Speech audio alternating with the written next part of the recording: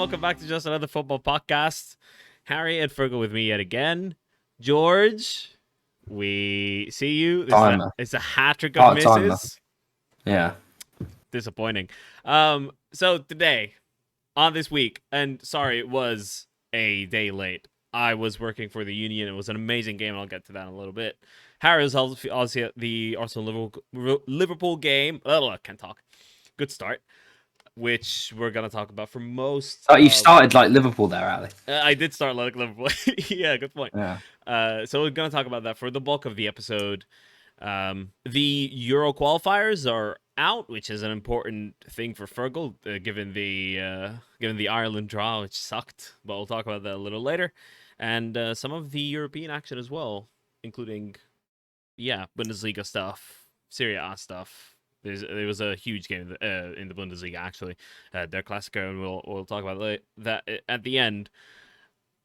But I wanted to open the episode by just acknowledging the ultimately devastating news that Enock Mwepu has been forced to finish his career because of a hereditary heart condition. It's an incredibly difficult thing, I imagine, when you're playing, you're excelling. He tore up Leicester City last weekend. And then, poof! It's gone away like that. It's devastating news. I liked watching Enock Mwepu play. I remember him scoring like this ridiculous long range effort from like the half space, looping over Alisson. That was at Anfield in our game against Brighton last season, and it went to 2-2, and that's ultimately got them the point. It must be one of the most frustrating things, that type of like, what would you call it? Like condition. Yeah. Yeah, like, as you say, Ali's playing like top of his game last week, and then you have like, there's nothing wrong with him right now.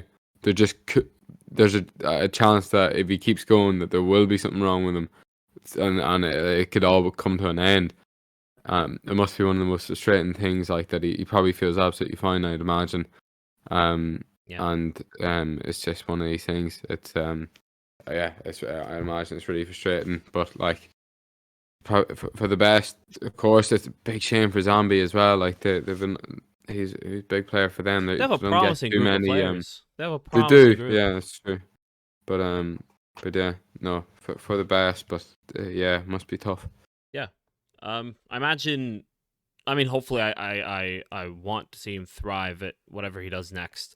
I imagine he would be a great fit in terms of youth development, given his path so far, and he was, I should say, unfortunately, a top Premier League player, and that's not an easy thing to do. Part of a up and coming Zambian generation that is headed somewhere. So yeah, hopefully he excels in whatever he chooses to do, whether it's with Brighton, whether it's with Zambia, somewhere else. So yeah, all the best to Enock Mwepu. But now let's get to what happened before that in the weekend. How was your weekend generally, Fergal, Harry? You were at the Arsenal game, of course. Good times, I hope. Very pleasant, mate. Very pleasant. I don't think I mentioned this on the last podcast, but we've come up with a new ritual before the game. And by we, I mean me and some of my immediate family. We all sort of park in the same car park. We've started going for a drink before the game, which we'd never done before, believe it or not. Before football match, never been to the pub before.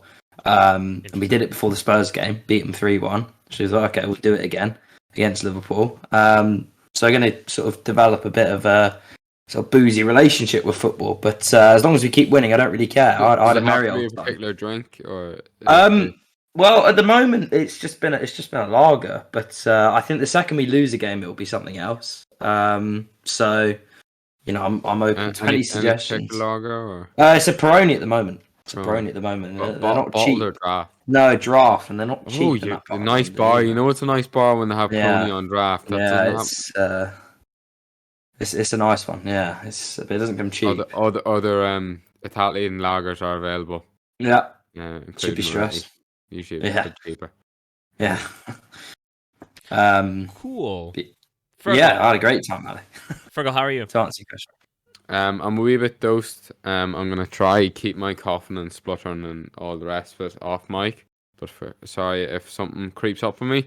Yeah, I had a Grammy. Only felt bad today. Not too bad, just a stuffed nose really. Yep. But what did I do the weekend? Not a lot, just but watched Nothing plenty of memorable. football. And enjoyed a good Chelsea win. That was about it. So you mean to I've say also you got weren't? into NFL. I bought the subscription to the other football. Sure. So, I don't like NFL games in general. Neither do I. So I never- Tottenham are hosting it. That's enough for me. I mean, Yeah. terrible I didn't sport. watch that. In fairness, didn't really see much of it because I was out for dinner on Sunday when all the games were on. Have you But, adapted a team as your team? No, I'm on the lookout. I'm trying. I don't want to do what I did with Chelsea and rush in and pick the best team. I want to try and pick perhaps a plucky underdog along the way or something. I will say, I also want it to be a city that I'd like to visit. Oh, okay, so that's out of the equation. I was gonna say Buffalo Bills, but yeah, it's Buffalo's my team. in New It's York, the only... isn't it? Buffalo is in New York, but it's in the north of the state, so it's far away from like Long Island, Manhattan, these things. They're the favorites this year, but I've heard that they're usually like bottlers or like don't quite make it and are a bit unsuccessful. So yeah, not a very good. It's like if I had been into them a couple of years before, maybe I could have jumped on the bandwagon. Yeah, but now that they're the favorites, I'm like, it doesn't feel right. Yeah, Eagles are a great name as well. Buffalo Bills. Buffalo Bills. Yeah, they're the team I back in the NFL, but so and so. Eagles are good though. Are good too. Apparently, they had an ugly win yesterday. I heard, but despite Liverpool losing 3-2 and being completely awful again, I had a great time. If you're watching on Spotify or YouTube, Philadelphia Union won their last regular season game 4-0 against Toronto. Federico Bernardeschi's Toronto, Lorenzo Insigne's Toronto, even though Insigne didn't play, but sure. Toronto are second to last place in the conference, so let's get that out of the way first. It was almost perfect. The weather was amazing. My role involved being like field level, so all the fans are behind me and all the plays like right there in my face. And it's just been an absolute honor to work with them. Whether we lose next game in the first round of playoffs that we play, so we get a bye and then we play the conference semifinals straight away because we're top of the conference. We get to host all of the playoff games until the MLS Cup. Hopefully we do. LAFC have a tricky run up until then. But it's been a complete privilege. It's a historic season. We have 4 MVP candidates, strongest defense, strongest attack, 4-0 wins on the regular, 6-0, 7-0. It's just I'm just spoiled. But yeah, yesterday was a whole other level. It was a sellout crowd. Knocked out in the first playoff then. I have a slight fear that after all of the work we've done, it will come to nothing. But it's been who could you been get great nonetheless. We will play. Interestingly, we will play either Cincinnati, who have 3 players. I think 3 players with more than 10 goals and assists, 10 goals and 10 assists in the regular season, and we drew to them at home and lost to them away. Right. The draw at home was during a really poor run of form earlier in the season. We had like 6 home draws in a row, something mad. And then the other team is New York Red Bulls, who are considered our like direct rivals, and they drew with us at home, but we beat them away. So it will be interesting. I'm hoping. Surely New York Red Bulls' direct rivals is New York City. It's like, Or is it because they're the closest proximity to us? They're the closest team to us geographically. We consider them rivals. They consider us rivals. Is it because those 2 teams have been around longer? I guess so. NYCFC have been there since I think 14 or something. But yeah, we do we dislike NYCFC as well. NYCFC knocked us out of the conference final last season. So yeah, they're in our bracket too. So I don't want to face them as well. So we'll see. You know what I've noticed with American commentators? Gone. Is that they do like they kind of just say it how it is. They'll do a lot of like Rodriguez goal. You know, like like I've noticed with the NFL that they just do like they just say exactly what's happened. They don't. There's no Peter Drury in exactly in what I was American commentary. Yeah, I was gonna say the opposite of Peter Drury is American. Yeah, it's just like they just say exactly how it is. 180 yards, catch and it's a touchdown.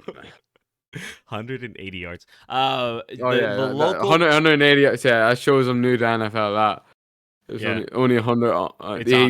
He ran the length, then came back, and then went again. Yep. Yeah.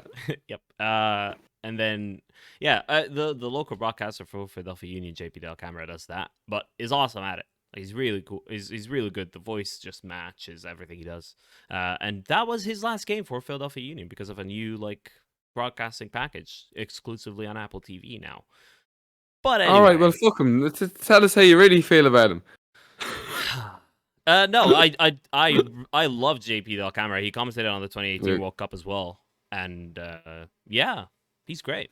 Had a few quick conversations with him actually at work. Name drop. Yeah. Nobody knows who he is. Name drop. Nobody knows who he is. JP Del Camera. Hall of Fame commentator, actually. So a lot of people know who he is.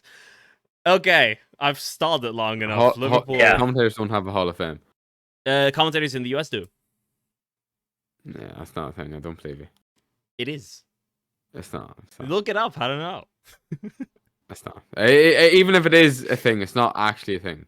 Fine. Do you know what I mean? Hall of Fame. Let's not stall it any longer. We'll run the length of the episode. Is Peter Drury on the Hall of Fame? I don't know. If Peter Drury is not, Don Hall of Famer, then it's not a thing. He is my favorite commentator, and he commentated yesterday on Arsenal 3, Liverpool 2 for very NBC's. There we go. I was pulling you left and right with all sorts of tangents there, and you've just swerved us back into it. That was magnificent. Very professional. So yeah, he did it, and he did it very well. I watched the game. Obviously, I was at the Union yesterday during the game, so I couldn't watch. And yeah, I watched it this morning, and I wish I didn't. But you were at the stadium. Why on earth would you put yourself through that? I mean, I know you're professional and all. Yeah, I'm coming in. I'm gonna talk about it in a podcast, and I need to, study it. I don't know exactly what happened, and now I know. I tell you, mate, you got more character than me. I can't watch games back when we lose. I just they're consigned to just never be seen or heard from again, as far as I'm concerned. Well, I guess because I'm, immune to defeats now. It's just normal. You're immune to defeats. Yeah, it's just normal now. You've only lost 2 games. Well, 3, including the Napoli one. There you go. I mean, it's mad to think Liverpool, as much as they're getting hammered, have only lost 2 games in 2022 in the league. It's just they haven't been winning this season, and just kind of the way it's been going is there's conceding lots of goals. It's messy. It's frenetic.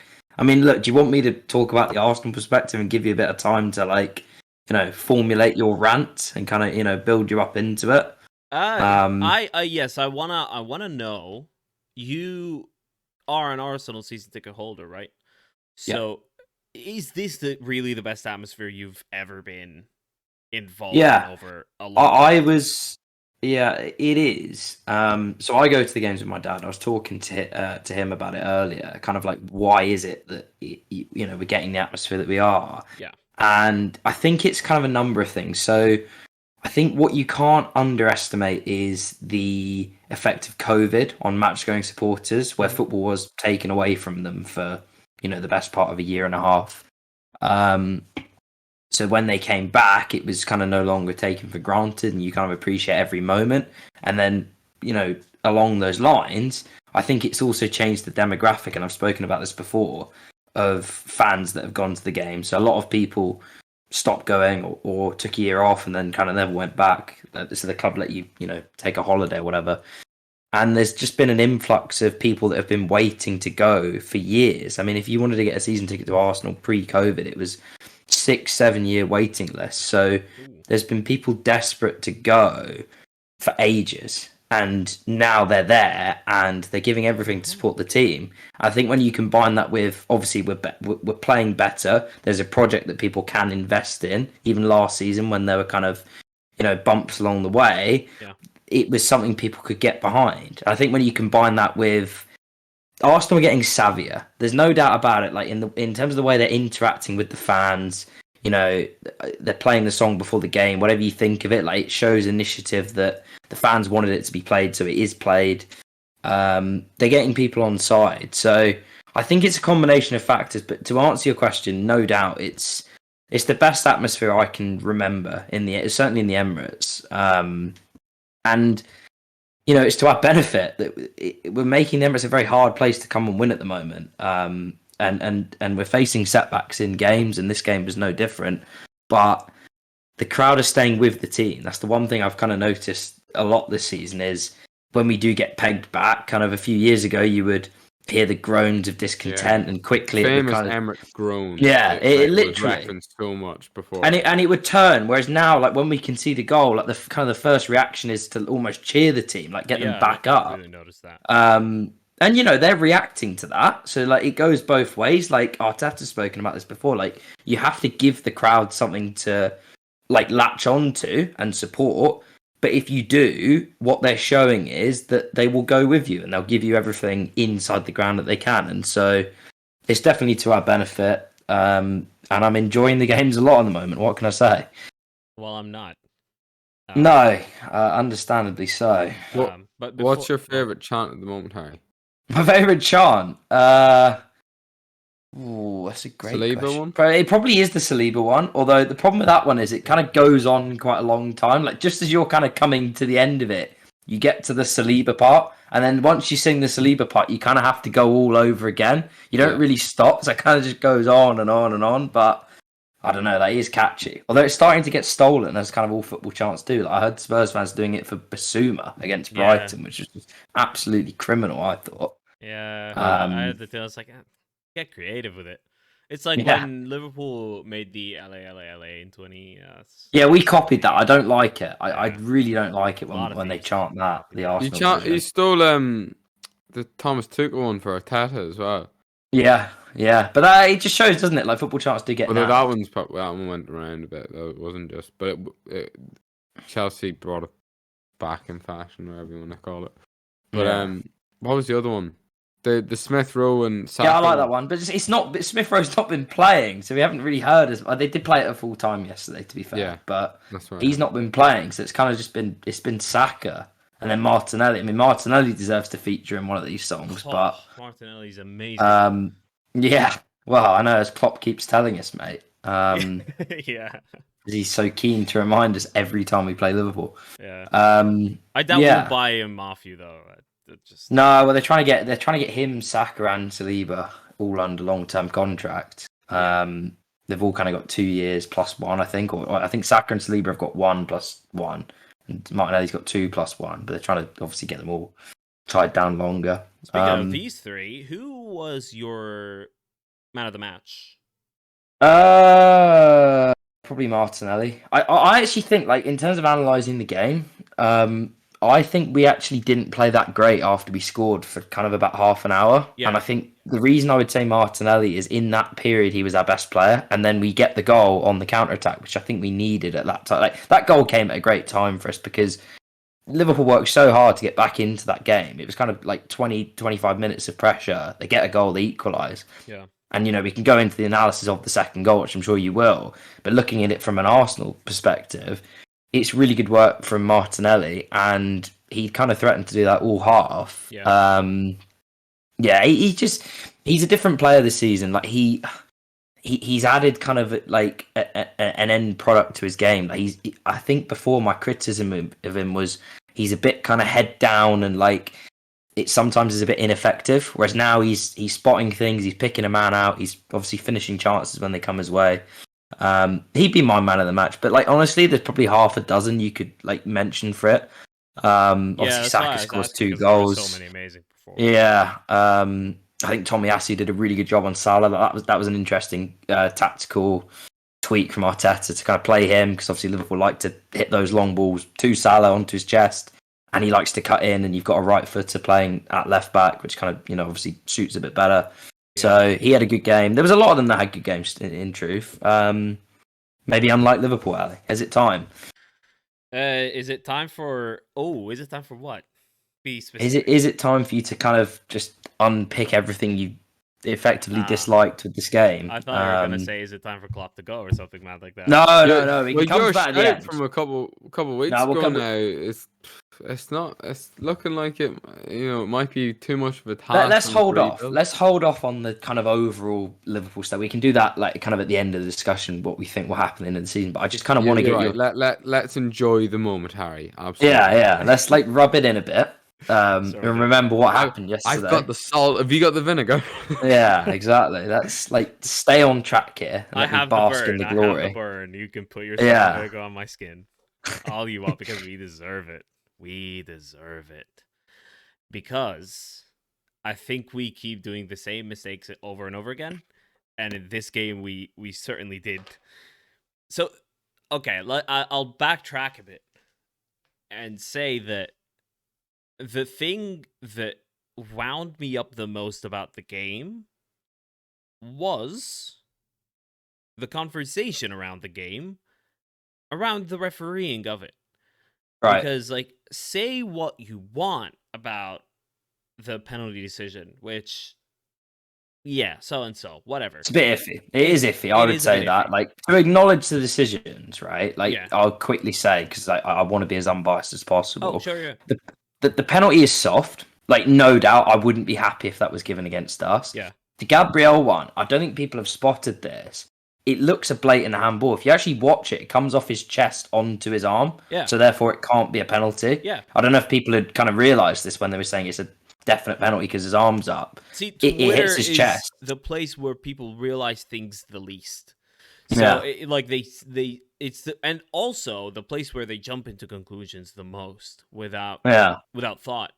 So anyway, say what you want about the two penalty decisions that didn't go our way. The Martinelli on Trent, which I don't know why even people are bothering having a debate about. What people are doing, they're freezing the freeze frame of it. But if you actually watch what it is, he takes a shot. Takes a shot and he follows through. Okay, you give a foul for that. If you think that's a red card, I mean, the only thing is, ones like that have been given for clearances, but I absolutely hate the fact that. But with a shot, I mean, it's what are you gonna do when you're shooting the ball? What are you meant to do when you're clearing the ball? No, I agree with that. I absolutely hate it. It definitely shouldn't be a red card, but there is sort of a precedent for it before. Yeah, but I wouldn't be having it. I think it's a load of rubbish. I hate the fact there's the sort of winning the ball and making the good contact of it seems to be having less and less meaning on tackles, especially ones that there really is there's not really any dangerous play. It's just they've put their whole boot behind the ball and gone for it. I don't know. It's yeah. Anyway. And also there was a little conversation about Partey's challenge on Luis Diaz, which actually turned out it rules Luis Diaz out for until after the World Cup. Yeah, that was unfortunate, to be honest. Oh, really? Painful. Yeah, Luis Diaz out until the World Cup. Who else? What are your left wing options then now? Well, Diogo Jota. That's all. Carvalho play there? Carvalho has mostly played in midfield, but sure, could be an option. I guess he's the second option now, isn't he? Yeah. But also we have another injury. So Robertson's back. Alexander-Arnold is ruled out for the next two games. At least the next game, major doubt for Man City. You might win those. Well, we might, because let's talk about the second goal. I mean, the whole team shape for that was crazy. No, the first goal. It's the first goal, because the type of run Martinelli makes it's very hard to defend, because it's a diagonal run. The play starts down the left. Everybody's absorbed towards the side of the play, fairly enough. But you have a flat four, and then the double pivot were awful at. And I hate to say those extreme words, but it's just the case. the spacing horizontally between Henderson and Thiago was too narrow, and the spacing between the double pivot and defense and the attack was so wide. There is just a complete disjoint in everything we tried to do, and that's why we had all of those long balls just punting ahead. And like, yeah, the second goal, the problem with that vertical spacing between the double pivot and the back line is that Odegaard was free. And once Odegaard is free, there's not enough coverage for the rest of the play. So Trent gets absorbed towards Odegaard, and it's an easy ball to Martinelli. And it's just a moment of, it's the first minute of the game. People haven't switched on yet, which is mental. At this level, it is when you consider the fact that like it was so obvious, like the pattern of games this season for both teams. We've been starting games really fast, and Liverpool been starting games really slow. Like I'm absolutely certain that in Jurgen Klopp's team talk would have figured the fact that they needed to start the game properly. Like this fact that they keep going 1-0 down, it's just making it so difficult to win games on a consistent basis. Like when you're playing from 1-0 down early every single week, it's gonna take its toll on the players, like mentally, physically. It's absolutely crazy, to be honest with you. What happens there? 1 minute into the game, whole body language was awful afterwards. Gabriel, I thought, had a poor game, and we kind of capitalized on it for the first goal. For the goal, underrated finish. When is he going to be dropped for Tomiyasu? And Ben White move into centre back. I actually think if he was, I think they'd put Tomiyasu centre back. I think Ben, like you'd have to move less about to kind of like do that, if that makes sense. It would literally just be a straight swap rather than then Ben White goes back into the middle and then Tomiyasu comes in. But is that not Ben White's like preferred position anyway? I think it's both. I think it is, but I think that because he's playing so well at right back at the moment, it kind of like you just, if it ain't broke, don't fix it. And then if you put Ben White, presumably he would play right centre back because he's been playing right back. So then you'd have to move Saliba to left centre back. I think on Gabriel, like just quickly before Ali probably talks about the second goal. Yeah, I think the problem is at the moment he's making mistakes and we keep conceding goals from them. And don't get me wrong, like, I'm the first to call it out because it is really irritating me. All I will say is the fact that you've got someone like Saliba next to him who has a different aura to the way he plays. He's like very calm. He's the one that kind of steps off and sweeps up in behind. The dynamic does work as a pairing. It's not that it's unbalanced. He's just making mistakes. That's the biggest issue with it. So it's just a case of whether these mistakes are just a feature of his game and he can't get rid of them. Because he's still a young enough player that like he can improve, but it's just whether it's one of those things, you know, like a Mustafi sort of, where it just happens every game and you just can't. But let's say this is the season, Harry, where you're gonna have a crack at it. Yeah, I know. You can't be affording it. Like no, it's becoming a problem because we're not keeping clean sheets at home. Yeah. I think it's been something like 11 games since we kept a clean sheet at home, like dating back to last season. And granted, we're scoring a lot of goals. That is the thing. We're scoring 3 goals pretty much every home game, so that is fine. But it will catch up with us at some point. Like when the front players don't fire on kind of a one-off day, we keep conceding. It is going to cost us. So. Yeah, I get your point. He's not operating at a title-winning level. Great goal midweek. No, mate. I was there at that game. He might as well have been playing behind the goalkeeper. He plays that deep in the defensive line. Like Rob Holding in a high line doesn't work. We've been here and got the T-shirt for that. It was a lovely cushioned header. It was a lovely cushioned header. It wouldn't have been a cushioned header about 2 years ago because he was balding, but now it is cushioned. Now it is cushioned. There's this cushion here on top. Second goal. Yes, second goal. Oh no, I didn't hear what he said there. I could just hear him chuckling away. What was it? What was it? I said thanks for explaining my joke.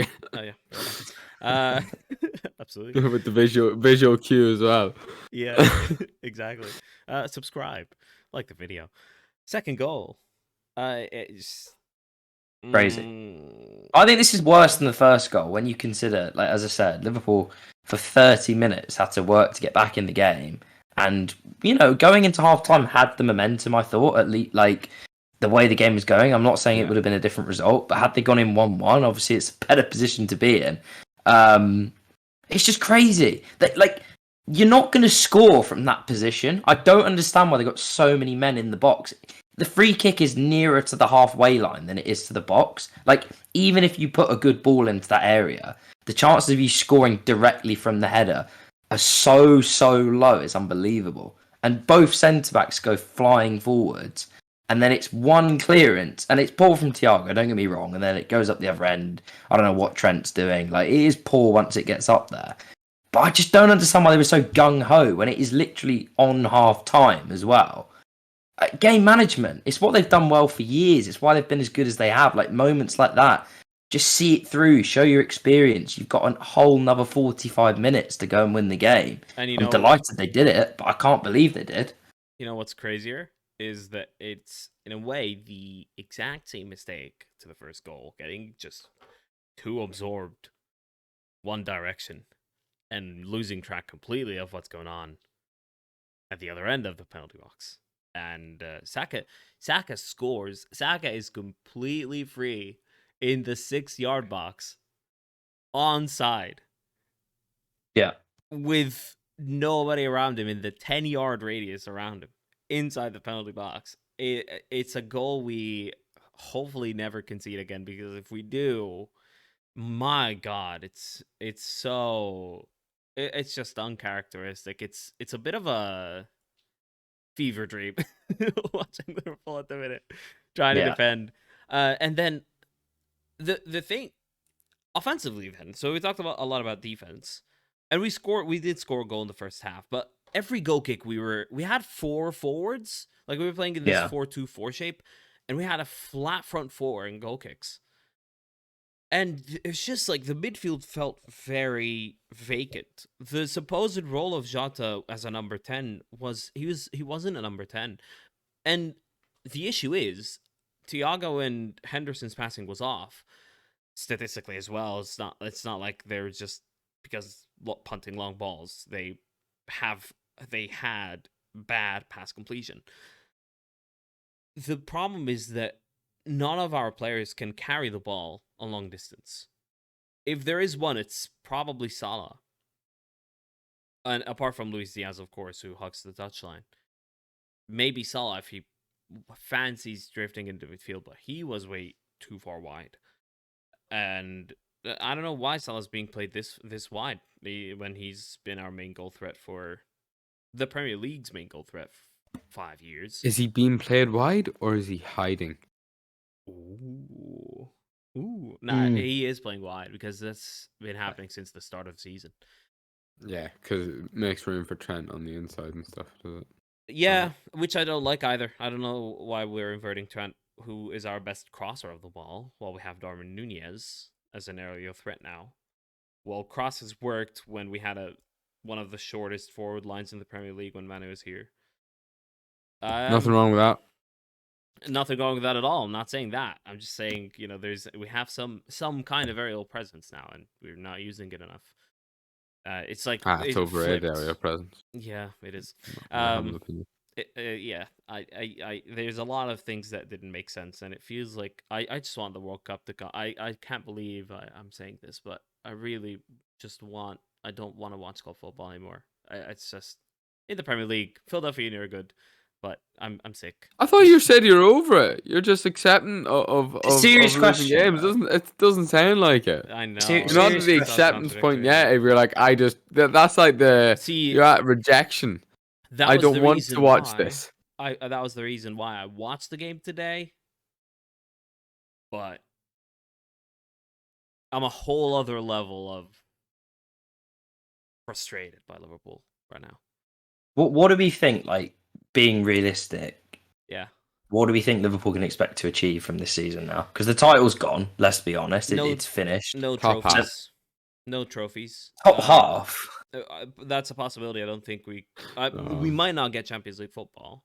Yeah. I think that's the conversation now, is like they're not a shoe-in for top 4. Like, kind of at the start of the season, everyone would have gone Liverpool, Man City, and then 2 others. And now I think it's Man City and 3 others.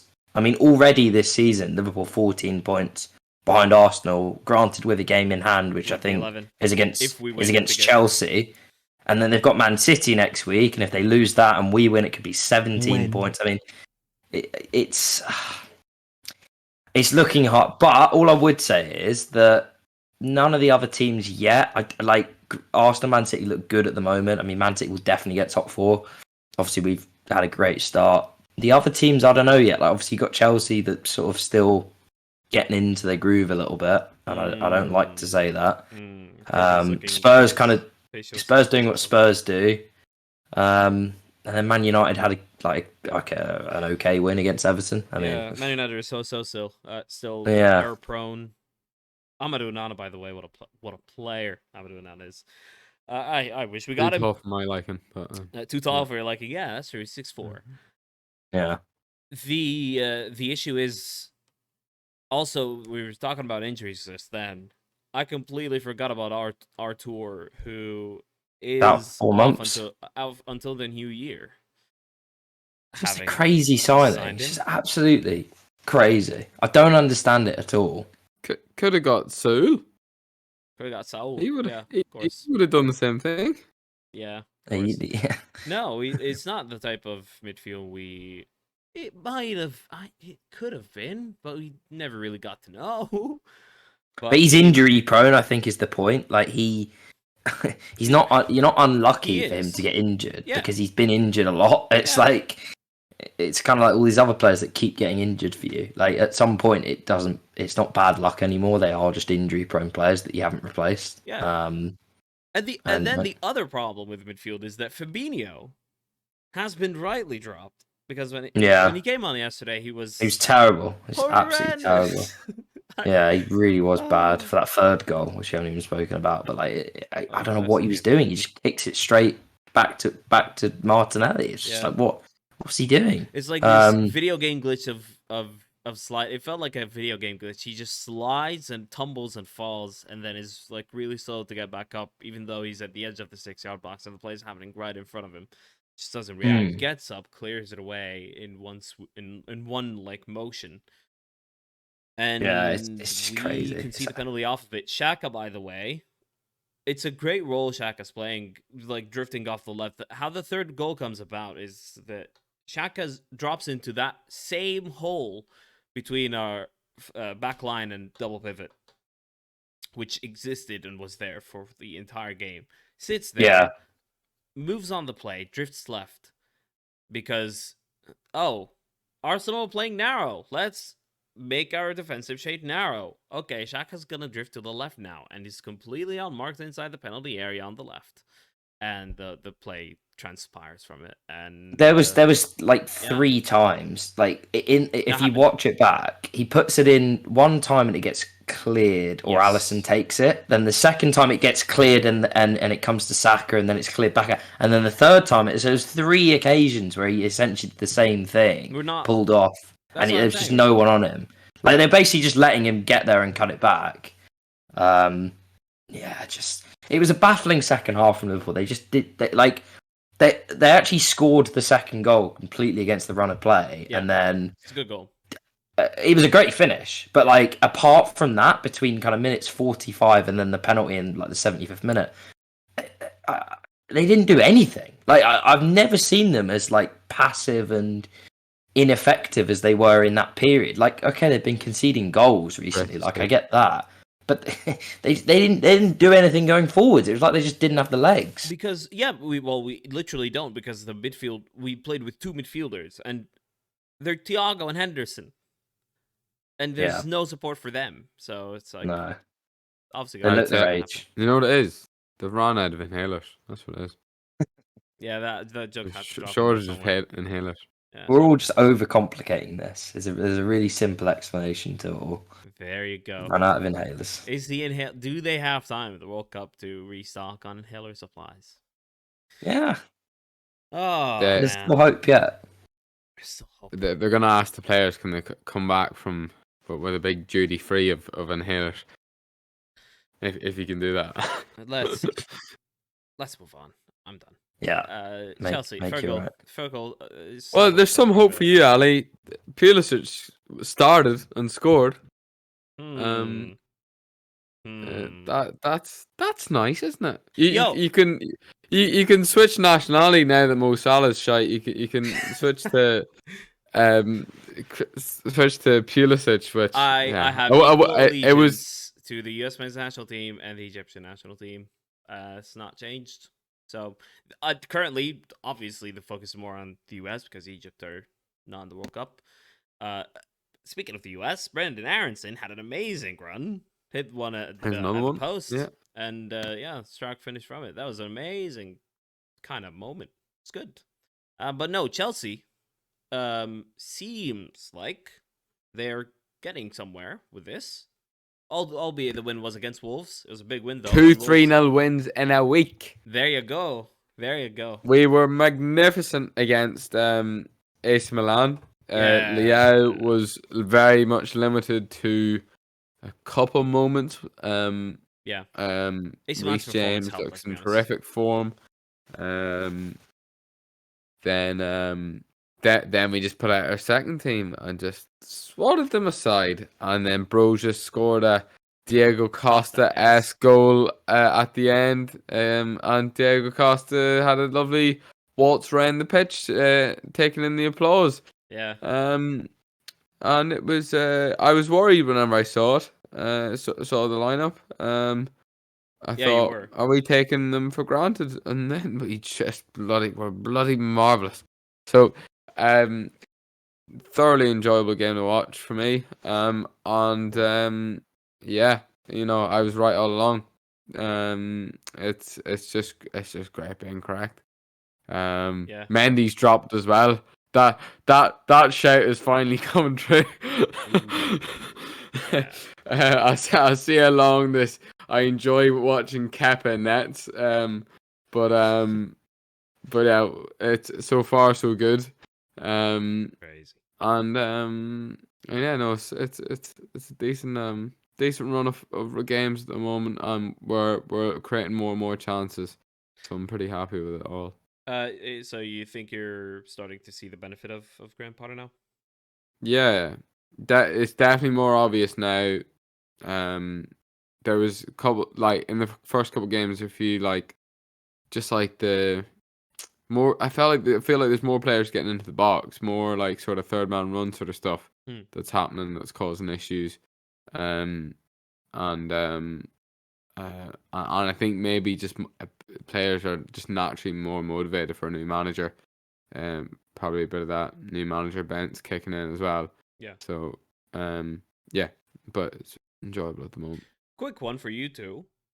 N'Golo Kante, I've just read a rumor somewhere. I don't know how true that is. I Offered to saw this. Arsenal.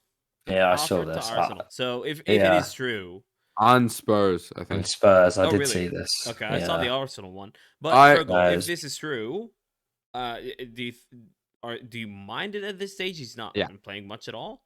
You do mind it, okay? And Harry, would you take him? So because whenever he is fit, he's still one of the best midfielders in the world. Like anytime he's been played after a rest, he's been the best player on the pitch. One of the best performances under Tuchel, or the best performance under Tuchel this season, was when he started. And you could probably say if N'Golo Kante had been fit for all of Tuchel's games, Tuchel would still be in a job. I would not be surprised if that was the case, although there was decisions were made for other reasons. But Kante is just so good. I think it is a big mistake because he could still fit into this team. He could still be a bit part player. He's still the only thing is, I was gonna say there he's got experience and all the rest, but I don't know how much of I don't know how vocal he is. Is he going to be given loads of passing down his wisdom? I don't know if he's the type of personality where he's going to take people under his wing, so to speak, or is he just a bit too maybe shy and humble for that sort of thing? But or maybe he's just actually really sly and he's no, you're not going to be better than me. I'm not going to tell you anything. But yeah, I don't know, but it's yeah, I'd be really disappointed if he did move. I think it's a bad move if he does go to someone in, unless his injuries are the Chelsea thing. His injuries are like you're going to get 10 games out of him, and then it probably is worth it. But I can imagine him coming back to haunt us. Harry, surely as a player you'd take him, but given his injury record, as Fergal mentioned there. We've been here before though with taking cast-offs from Chelsea, and I'm not saying he's a cast-off, but like I've been there and got the T-shirt for that one. It hasn't ended well whenever we've done it, basically. So you've never got like he's still when he's fit, he's still world class. I agree, but he's not fit very often. Or willing. Like, the thing is, like, of all the players we got from Chelsea, I actually think David Luiz was probably the best one. We won an FA Cup with him. He was actually better than people probably give him credit for. Yeah. It's just that, like, he is laughably bad at times. That's what people remember. I think with Kante, like, as Fergal said, it would be risky for Chelsea. There's no real gain for them. Like, sure, if you think he's over the hill, like, how long has he got left on his contract? I mean, it's a free. Oh, is it a free in the summer? Is that why they're talking about it? I think it's a free in the summer. Maybe that's the issue. Then I don't know. I don't know if you extend. I don't know. Like I would say, as far as I know, I have a feeling it's like Chelsea don't want to give.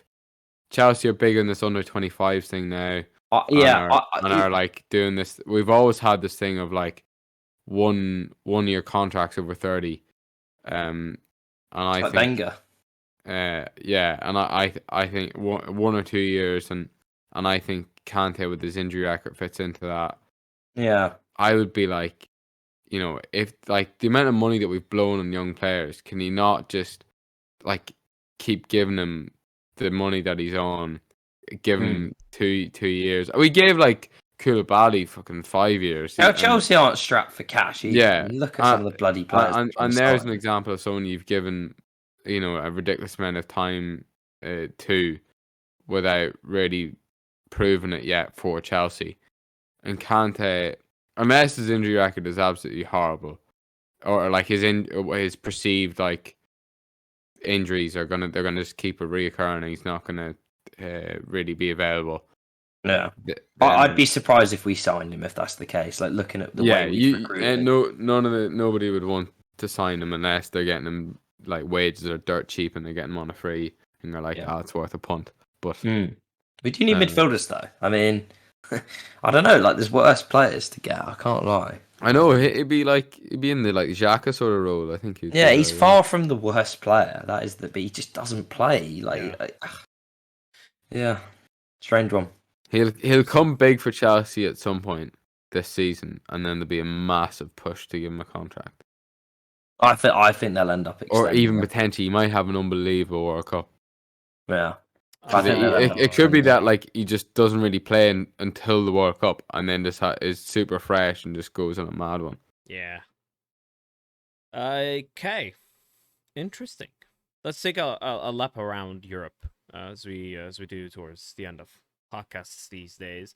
I haven't done a proper tabs on Tammy in a little while, Fergal, because he's not nothing to report.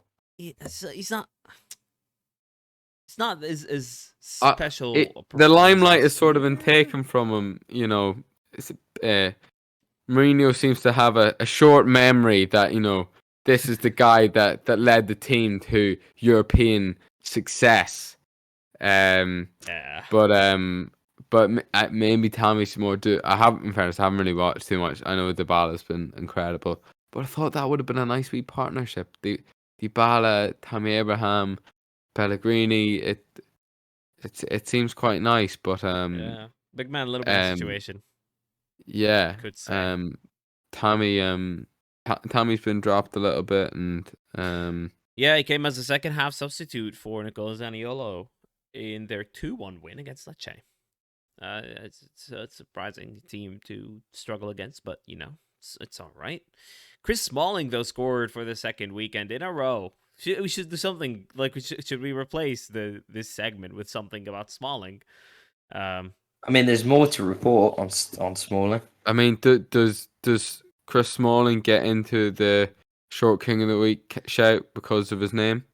Oh no, I don't think so. No. No. It's not small enough. It's a good idea. I don't think the execution would be right. Yeah, So I love all that one. okay, Dortmund 2, Bayern 2. Yeah, what a finish! Wow. Whoa. Schlotterbeck. And the fact that Modeste plays for Dortmund in the first place is kind of amazing. He's like this 30-plus-year-old dirt cheap forward that they bought when Haaland left. And he just goes and does that. They were 2-0 down by Dortmund, but It wasn't even because Haaland left. It was a Haller replacement. It was like even more like this last minute, like we need someone and we haven't got an awful lot of money. That would have been honestly similar to if Man United brought Arnautovic. It would have been the same vibe. You know, it's nearly the same vibe as what was the striker they got on loan? And it was a laughing stock under Solskjaer. Oh, Igalo. It's like a gallo. Yeah. So that happened. Milan 2, Juventus 0. Juventus continuing to have an awful season and continuing to back Allegri. Just you love to see it. I watched a bit of that game and I thought Juventus actually dominated quite a bit of it, and then Milan got their goals and the game sort of went from there. But Juventus were relatively unlucky. How was Tomori? Because he scored. Tomori, I wasn't paying that much close attention, to be honest. He was shocking against Chelsea. Yeah, he was. He swung at the ball for was it Havertz's goal? No, it was Aubameyang. Aubameyang's goal. He swung at it with the wrong boot, and that was terrible. That was shocking defending. It was poor. Yeah, I back Tomori to start for England normally, or at least Chris be Smalling. You could say that, but I don't think he'll be called up. But I backed Tomori to get into the England squad at the very least. But that didn't help when people don't really watch Serie A, and then the first impression they get from him in a Milan jersey is that performance against Chelsea. And he's just doing his old boys a favor. Don't judge him. I mean, people do judge footballers based on clips. I'm saying don't though. There you go. Listen to Fergal. Take him because I want England to fail. Amazing. Okay. Euro qualifiers. Something else that happened. Fergal. We don't have to talk about it, honestly. Don't worry about it. As soon as I say Euro qualifiers, Harry has this massive yawn. Yawning. Yeah. That couldn't have been better timed. Yeah. Well, do you know even who's in England's squad? Yeah, we got Italy, didn't we? You did? Italy again. Oh, okay. Well, you get second. It feels weird that they're drawing like teams for the next tournament on the eve of the World Cup. Like, it's just something I can't really get my head around. Like, I'm not ready to start thinking about the Euros. Well, you know it's in 2024. Sure. Do it after the World Cup. Like, give it. It's just confusing the thinking. You got to go in chronological order. Well, if it wasn't for it being in Qatar, it would have been after the World Cup already. I know, but it is in Qatar, and therefore it's not. This is the thing, mate. Not everybody's fortunate enough to be looking forward to a World Cup. Some of us need to be looking forward to these Euro qualifiers. Are you looking forward to that, Frank? No, I'm really not. I wonder why. We have got absolutely shafted. I know you had two very difficult teams. I just can't recall. So we've got Netherlands and second seed, not number one seed, second seed. France? Second seed, France. Oh my God. But at least you didn't get relegated in the Nations League, eh? This is true. Every cloud. You always have ways of cheering me up, Harry. Yeah. In fairness, we got Netherlands, France, Greece as well, which is probably, I think they were the highest ranked fourth seed, on Gibraltar. Nice away days. Has to be said. What are you complaining about? The Paris game the France game might not necessarily be in Paris because of the Rugby World Cup. We'll need to see. Oh, okay. Well, if it is in France, it's probably going to be in Stade de France, which is as we all know, is not in A shithole. Paris anyway, and is Yeah. exactly. And then we have So that would be good news. Actually. Greece and Gibraltar. So I think I'm gonna try and go to my first ever Ireland away game in this Euros, and I'm gonna try and get a season ticket as well if they're not too highly priced. But that's the other thing. Now that we've got 2 top teams in it, I think the season tickets are probably gonna go up even more. But you probably want to go to Gibraltar, right? Gibraltar would be like it's not as an exciting draw. It's probably harder to get tickets. I imagine it's a but lovely place though. It's touch the Benidorms. I would say. What does that That mean? won't mean anything to you, Ali. What does that mean? What touch the Magaloofs. What? Benidorm's a popular holiday destination with kind of a certain demographic of English people. Basically, is what he's getting at. Okay. What's the certain demographic? Scum. I'm gonna leave that up to interpretation. Oh, No, in fairness, I went to Magaluf, so I'm in that. Dangerous territory here. It's really cheap holiday. You could get up to anything over there. That's the gist of it. Okay, now but, I get it. No, in fairness to Gibraltar, I think it is nicer than that and like all that, but it is a bit of a booze up, I think, which would suit the Ireland fans perfectly well. Exactly. And I'm trying to see. Wales didn't get too bad of a draw at all. Croatia, top seed. Wales were second seed, and then Armenia, Turkey, Latvia. Who are the other ones? Ronaldo's got a stat pad and group of dreams. Yeah. Bosnia, Iceland, Luxembourg, Slovakia, Liechtenstein. I mean, Luxembourg could be tricky. Just saying, Luxembourg tricky. Yeah. Who'd have known? And Scotland also got a tough one. Spain, Scotland were second seed, and then they got probably the hardest third seed, I'd imagine, in Norway with Haaland and Odegaard. And then Georgia and Cyprus. And Georgia, all of a sudden now, have one of the most exciting wingers in the world. Yeah. So that won't be an easy game either. I think they've got one. They got the guy I can't pronounce his name playing for Napoli, and then they've got another guy I can't even remember his name that's playing for Bordeaux.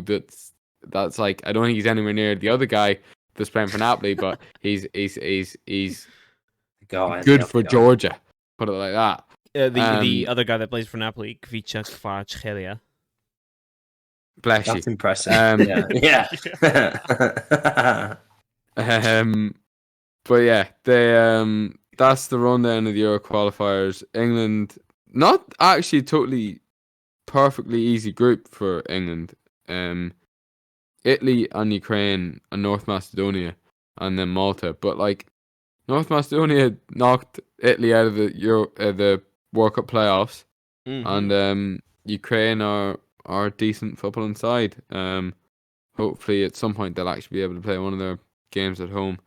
But wouldn't hold your breath there, but fingers crossed. Fingers crossed. But yeah, that's all that I've been. Oh my god! I'm just after seeing Group I. Holy ghost! What a dream! Switzerland, Israel, Romania, Kosovo, Belarus, Andorra. Oh, if only Ireland had got that one. That's a glorious group. Romania got very lucky there. They're the third season that Ireland would have been. Anyway, that's just depressed me even more. Wishful But thinking. yeah, Ireland are we're gonna struggle. But it should be interesting. Maybe get to a good away game. Fingers crossed. All right. Well, think of your short king of the week while I give a bit of an update on the fantasy, because we haven't done that in a few weeks. Because something interesting happened from my end, because I picked João Cancelo this week. You did. I did. He got 18 points. And I picked Reece James. He got 1 point. Harry picked Diogo Jota, 5 points. And yeah, it put me significantly close to Harry. So the league table order is this. George has picked Taiwo Awoniyi for some reason, and he's playing great now. Has he even started? No, he didn't start. And Emmanuel Dennis, who started at striker for him, scored. So right now, I am on 57 points, which is 8 points behind Harry, who's on 65. So that gap got closed down quite a bit. Fergal on 34 and George on 12 because he didn't pick for a bunch of weeks. And yeah, scored. The maximum George has scored so far is 4 points in a game. That's not great. Yeah, it's not. I'm annoyed. I've used up Reece James and I got 1 point. Yeah. I just thought he'd be guaranteed starter, but apparently, I don't know what the new FPL term for Potter roulette is going to be, but well, it's because you have a game in San Siro this midweek, so yeah, but the games are coming thick and fast. Yeah, I guess that's the. I didn't think he'd drop Reece James though. Well, yeah, I thought Reece James. I'm inclined, like as a Chelsea fan, the fact that we got the win and we were able to rest him for the majority of it, I was happy about. But yeah, it was not in FPL terms, or at least an hour. Yeah, he was on my bench actually. Short King of the Week then. Short King of the Week, the most important segment of the podcast, as we all know. Did Almiron win the first one? Almiron, ooh. Did we give it? I think we gave it to him. I think we gave it to him once. He should have got it last week. He got a hat trick, didn't he? Or he got 2 against Fulham, I think. Got 2. Well, he scored again this week. I don't know if I can ignore him for a second week. And he had a cracker that was saved, like. Yeah. Okay. I'm happy to give it to Almiron. I was gonna give it to Guy Saka. And then there was Saka's 5'10". Saka's not that. Yeah, like he's taller than you think. Yeah, I thought adorable. I had Saka, and then I searched up his height, and it's 5'10", and it's he's Eze a shout. Eze is 5'10". I've got mine. No, he isn't. Is he? He is. Yeah, he is. I looked him up. I have him down as. Wait, I have him down as 3 centimeters taller than me. I still consider that short. Oh, Ibira Eze is 5'8". My bad. There you go. There you go. I think 5'8" qualifies, in my opinion. Yeah. That especially does for a qualify. Premier League footballer. Loved his goal. Yeah. Loved his goal. What a goal! It's Yeah. like he plays it with Zaha. Zaha flicks it on, and then he just like opens his body up, takes away defender, and wow, drives it. Yeah, it was a cracking strike. It's cracking. It was. The whole aesthetic of the goal was good. My vote goes to Ibira Eze. So yeah. Yeah. I'm happy with Ibira Eze. I've got a left of field choice here. Go on. Well, it's not going to win because I have 2 votes for Eze, but you can It's not a player. Oh. It's a manager. Oh, Mika Arteta. No. Who? No. It's Gary O'Neill. It's Gary O'Neill, Bournemouth caretaker manager, who since coming in is undefeated in 5 games, 2 wins, 3 draws, and Bournemouth now find themselves, despite a -12 goal difference and a 9-0 defeat to Liverpool, above Liverpool and in 8th place in the table. So just thought I'd give him a shout. He's doing a decent little job. These are all great, decent little job like we've done there. He's with all due respect, these are all great stats, but the all important one, what is his height? Just to be sure. His 5'8". height is 5'. 5'8". Yeah. Fantastic. 5'8". You know what? Good Irish name, stat. even if he isn't. It'd be funny if he was like Gary 6'6". Yeah, no, he's 5'8". He He's is 5'8", mate. You know what? Yeah. I'm happy to give it to Gary O'Neill. I think he deserves it. I think Bournemouth, we all had them nailed on relegation. They might still go down, but I find it funny that they're on 12 points with a -12 goal difference as well. It's just quite like aesthetically pleasing. Well, if we'd have won 2-0, it would be like -5. So 9-0 is something neither will do it again nor will happen to them again. I mean, there's some weird goal differences going on here. Like Liverpool's goal difference is 8, which is better than all but 4 teams. Well, it is in the 8 division. because we won 9. I know. Someone. But that's what I mean. Like Chelsea's is 3, and Man United's is -2, and they're 4th and 5th in the table. Yeah, that early season, goal differences don't.